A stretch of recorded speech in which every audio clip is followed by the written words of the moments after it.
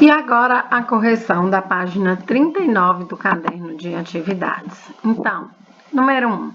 Leia a curiosidade a seguir e responda as questões propostas. O ar que você respira nem sempre é tão puro como deveria, principalmente se você mora numa cidade grande. Todos os dias você respira 20 bilhões de partículas de poluição, pó e sujeira.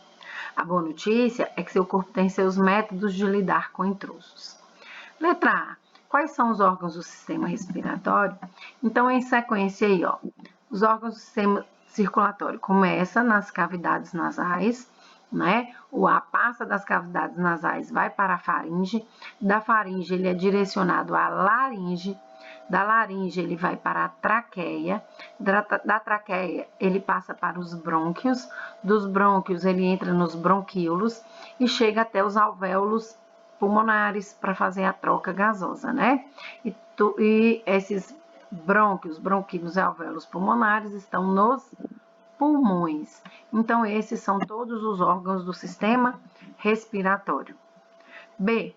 Explica o que esses órgãos fazem para evitar a entrada de partículas estranhas pelas vias aéreas. Bom, essa captura de partículas começa nas cavidades nasais. Então, nas cavidades nasais, nós vamos ter células que produzem uma substância grudenta, né? Úmida e grudenta, que é o muco. Então, quando você inspira pelas cavidades nasais, esse ar passa por esse muco e esse muco consegue capturar as partículas que estão em suspensão nesse ar, tá? Que partículas?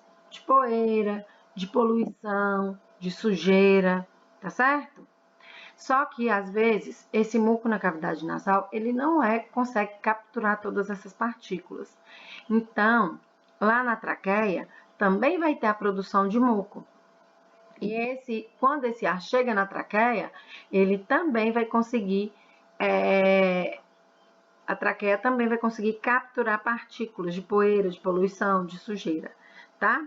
E a traqueia ainda contém pequenos cílios que, quando capturam esses mucos, eles se movimentam, empurrando essa sujeira que foi capturada para fora do sistema respiratório, né?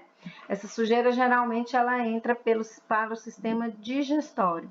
E as cavidades nasais, a gente faz a limpeza dela diária, né? Todas as vezes que a gente toma banho, que a gente assoa o nariz, as partículas que ficaram presas ali nas cavidades nasais, elas saem, né? A gente chama popularmente de meleca, mas aquilo é o muco com a sujeira que foi filtrada do ar, né? E que ficou presa ali, ok, pessoal? Então, vamos para a questão número 2. A respiração é, sem dúvida, um processo vital que se inicia com a captação do oxigênio do ambiente. Sobre o sistema respiratório, relacione as colunas. Na coluna à esquerda, temos epiglote, brônquios, alvéolos pulmonares, faringe e traqueia. Na coluna da segunda, nós temos algumas afirmativas e a gente vai ligar com a primeira, tá? Órgão comum ao sistema respiratório e digestório. Faringe, né? Então, a faringe aparece nos dois sistemas. Lâmina cartilaginosa que impede a passagem do alimento para o sistema respiratório. A epiglote, que está ali bem juntinho da faringe, né? É por causa da presença da epiglote que nós conseguimos que o alimento que chega na faringe vá para o estômago e o ar que chega na faringe vá para os pulmões e não se invertam, tá certo? Órgão anelado em forma de tubo. Anelado quer dizer em forma de anel, né? Então, o órgão que tem essa forma de anel é quem? É a traqueia, né? Então, ela está sempre aberta porque ela é formada por anéis cartilaginosos.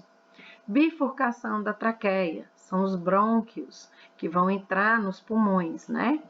Estrutura nas quais ocorre a troca do oxigênio por gás carbônico, são os alvéolos pulmonares. Essa troca ela é chamada de hematose, não é verdade? 3. Leia o texto e responda as questões propostas. A bronquite é uma doença que causa inflamação nos brônquios e nos bronquíolos. A produção de muco pelas células que os revestem aumenta. o que dificulta a passagem de ar até os alvéolos pulmonares. No tratamento de pacientes com bronquites, muitas vezes é utilizada a combinação de medicamentos e inaladores que estimulam a dilatação da parede dos bronquíolos. O que é essa dilatação? Uma maior abertura, tá? O inalador vaporiza o medicamento que é inalado pelo paciente, atingindo diretamente os brônquios, bronquíolos e alvéolos pulmonares, de forma que melhora a respiração e facilita a eliminação do excesso de muco produzido. Então, na bronquite, a quantidade de muco que é produzida ela aumenta e estreita a passagem do ar. O medicamento faz o quê? Faz com que esses alvéolos se abram mais, aumentando essa passagem de ar, facilitando a respiração e a saída desse excesso de muco, tá certo? Explique por que em pacientes com bronquites devem ser utilizados medicamentos que dilatem os brônquios e bronquíolos, foi o que eu acabei de falar, né?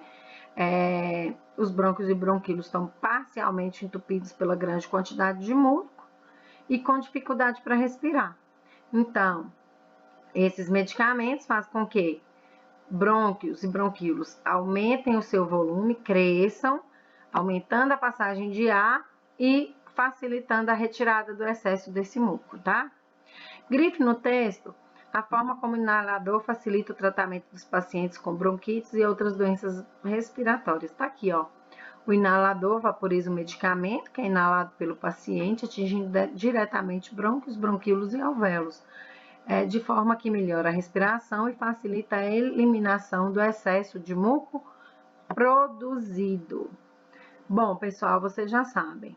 Essa correção ela termina por aqui, né, do livro didático, mas se tiver dúvida, vocês me encontram no WhatsApp, ok? Bons estudos e até a nossa próxima aula.